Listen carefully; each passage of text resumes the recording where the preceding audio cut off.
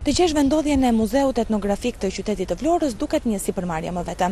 Mungesa e tabelave orientuese, por dhe orientimit në tërësi është reflektuar edhe në numrin e ulët të vizitave, ku 90% e tyre zihet nga vizitorë të shkollave të mesme të cilët plotësojnë orët e tyre mësimore, ndërkohë kanë shumë pak akses qytetarët të cilët vinë nga rreth e tjera të Shqipërisë apo edhe të huajt. Ndërtimet shumëkatëshe përpara tij kanë zënë fushpamje, ndërsa vetë muzeu gjendet në një objekt të gjysmë të rënuar, ku asnjë tabelë orientuese nuk sqaron vendodhjen e tij.